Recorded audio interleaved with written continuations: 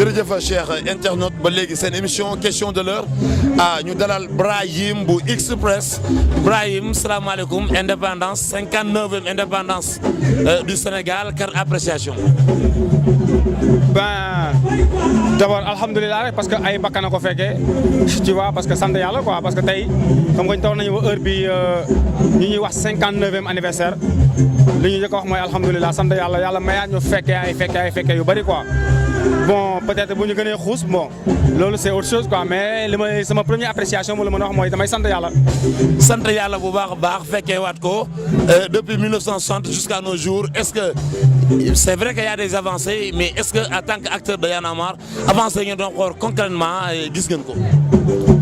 Bon, je suis plus d'abord déjà un membre actif de Y'en a marre, ok, mais je partage jusqu'à présent l'esprit pour que mu leer d'abord à la base. Voilà, donc disons que am naa satisfaction d'une part parce que li ëppoon solo ci xeex bi moo nekkoon conscientiser la masse. Nekkagul woon déjà parce que booy xeex système processus la nekkul da ngay tëb rek am li nga bëgg, donc da ngay xeex li nekk ci suuf ñu comprendre li nekk ci kaw lan la, da ngay sensibiliser li nekk ci suuf ba ñu am maturité ak volonté ak bëgg seen réew quoi, tu vois, am vraiment benn degré de patriotisme bu extraordinaire. Loolu moo nekkoon xeex bu njëkk bi. Donc man partant de ce point je dis que ni am naa satisfaction parce que aujourd'hui ku xool Sénégal xam ni gars yi ñuy commencé intéressé wu ci ni muy doxee ci gestion de la cité ainsi de suite. Donc côté boobu honnêtement am na satisfaction quoi, man am naa ci satisfaction quoi, voilà. jërëjëf di fàttali ki ñu toogal mooy Brahim bu Express. Brahim ñu ñëw ci question locale yi nga dëkk Diourbel yàgg porter ay combat vraiment à travers ta musique, à travers des actions yooyu menées au niveau vraiment de conscientiser les jeunes et trucs comme ça. Tey aujourd'hui est-ce que avancé ñoom xaar bi ñoo wax ay maires résidents et trucs comme ça avec le bilan de Malick Fall nan nga ko gisee? Bon, monsieur Malick Fall, c'est une personne que je respecte beaucoup en tant que personne. Aussi, c'est franchement un maire aussi que je dirais pas, en fait, comme moom laa gën a respecté ci maire yi fi jot a jaar. Tu vois, je vois qu'il y a tellement de critiques, il y a tellement de polémiques, même man je le critique par rapport à beaucoup de points. Mais fi mu amee faveur ci man mooy moom kese moom laa gis mu def fi lu ñu mën a làmb daj ko ci par rapport ak ñi mu précédé ñi nga xamante ne moom moo leen remplacé. Donc de ce point aujourd'hui si on parvient à avoir des bus, des transports, si on parvient à réfectionner des routes, ainsi de suite, au moins ci xar kanamu Njaaréem am na lu tane loo xamante ne bi gis nañ ko lu ñu mën a téye quoi.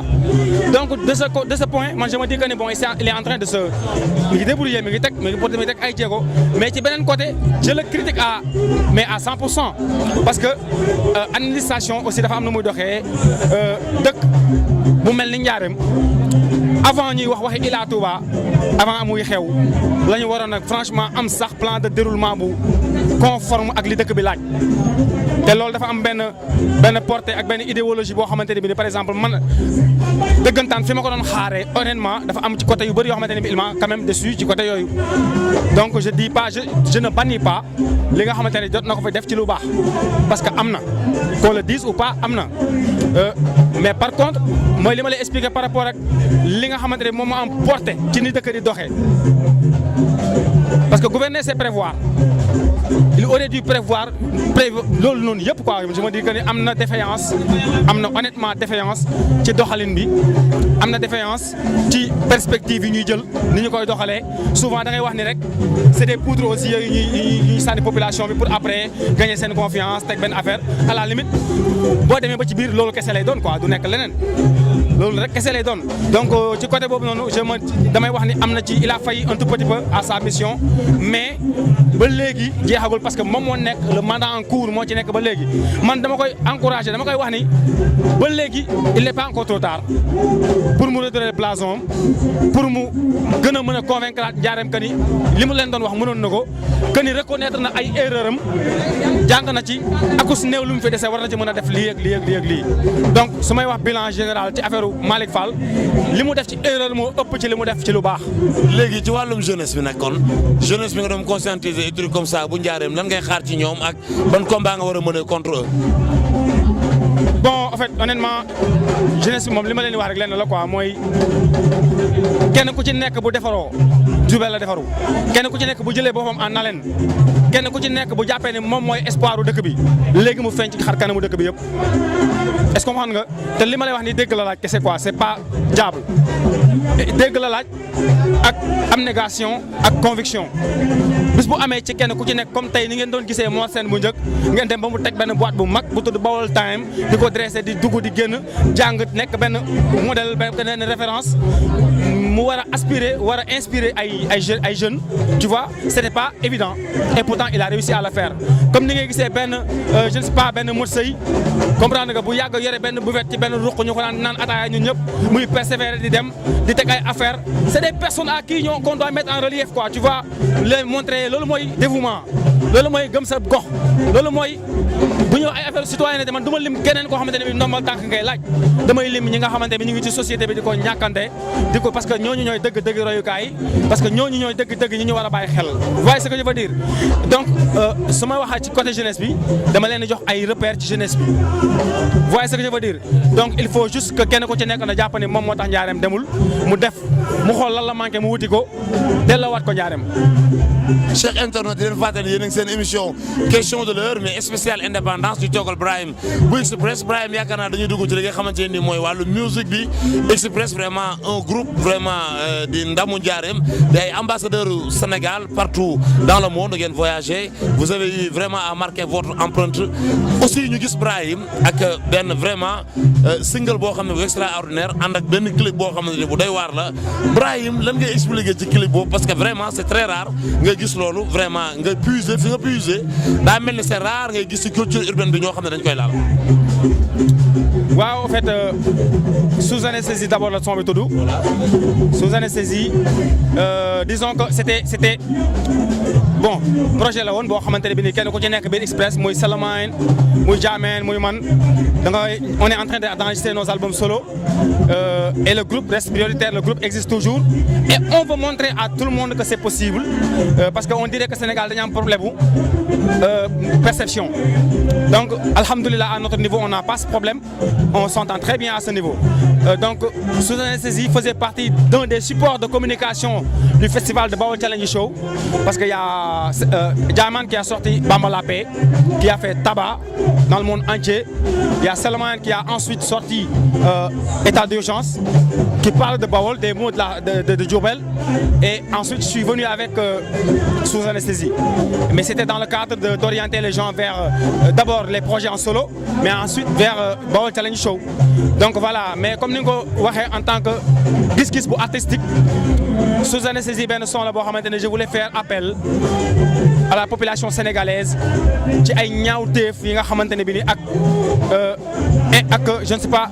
xaw ma nu ma koy waxee mooy ñàkk a bàyyi xel bi ñuy ñàkk a bàyyi xel ci anesthésie bi ñuy def ci sunu yëg-yëg maanaam nit mënatul yëg sax métitu nit dañu dem ci jamono ba léegi doomu aadama mënatul yëg métitu moromam nit nekk ci métit nga métit lu ko yow tamit tu vois li koy illustrer lu yomb la da nga gis ku nekk ci danger sax nga koy snap di wane affaire bi au lieu d'aller l'assister mais da nga koy snap pour wane ni fekkee woon nga ko voilà donc loolu c'est le strict lu gën a ndaw ci lu ma war a mën a expliquer voilà donc Sous anesthésie ça explique tout simplement de manière métaphorique comme quoi que ni on est en train de perdre les sens yi nga xamante ne bi moo taxoon ñuy wax doomu aadama les sens yi taxoon ñuy wax booy xool ci clip bi comme ni nga ko expliqué am na benn puune bi moo jox muy naan benn këllu deret parce que ñoom la ñuy traquer pour naan seen ay deret donc j'ai demandé à l'albinos de faire l'inverse pour ki koy def bu seetaanee gis ni moom lañ doon traquer pour naan deretam est-ce que dina ko neex vous voyez c'est quand même un peu j'ai heurté les sensibilités des gens mais des fois mën ta ñàkk pour nga mën a attirer attention nit ki donc concept général bi c'est juste franchement pour expliquer aux gens de faire attention à leur prochain de faire attention à eux-mêmes déjà nga bàyyi xel sa bopp balaa ngay désactiver li ëpp solo ci yow désactiver li ëpp solo ci yow mooy nga désactiver sa sensibilité morale humaine tu vois li tax nga war a nekk doomu aadama bu la ko dara jaral bu la ko àdduna jaral bu la ko daraja jaral bu la ko maqaama jaral bu la ko lenn jaral parce que lépp loo xam ni boo ko ñàkkee mën nga ko mën a dem wuti jiwaat bokkul ak loo xamante ne bi soo soo ko ñàkkee mënoo ko wuti jëwaat. right now Brahim bu Express Bra yaakaar naa ne mënuñoo jug sans pour autant ñu laajte projet yi fan la toll ku nekk dafa aborder benn carrière solo def benn album solo boog mais le groupe reste toujours Express fan la Bra toll ci vraiment album solo bi. Ouais, pour l'instant, il y a toujours Express qui reste priorité. Album yooyu mi ngi en second plan ba léegi. C'est juste des fois dañuy gën a affaire jox gars yi tu vois mais c'est Express qui reste toujours en priorité. Voilà donc parlant de peut-être samay projet j'ai mis en place benn label bu bees bu tudd Triomphal. Voilà donc et activité bi ma njëkk a enregistré ci label boobu noonu je vais le faire à Diourbel mooy balades compétition yi nga xamante ne organisé naa ko et qui vont débuter ce 4 avril déjà même. Au théâtre de Verdure de Diourbel. Bon, je l'ai fait pour mettre en relief un tout peu les talents qui se trouvent à Diourbel, en fait underground yi parce que j'ai senti la demande, elle était forte, soxla nañu ko et on a besoin de ça. Et à part loolu, au-delà de tout ça, c'est une responsabilité, un devoir aujourd'hui pour man de le faire, de rendre l'ascenseur à ñi nga xamante bi ñoom ñoo ko yeyoo et voilà donc même bu dul dara pour ma am benn satisfaction morale man personnellement je crois que je me devais ma def ko joxaat gars yi espoir wane adduna yëpp que ne Diourbel du Express kese moo fi nekk wane adduna bi yëpp que Diourbel du groupe yi ngeen daan dëgg kese ñoo fi nekk du Black Diamonds du N-Sense kese fi nekkoon y avait des franchement des ay groupes yu am talent yu fi nekk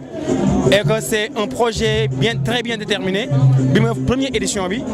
dañuy def ay éditions yeneen suba am na 20 groupes yuy compétir dinañ ci jël 15 groupes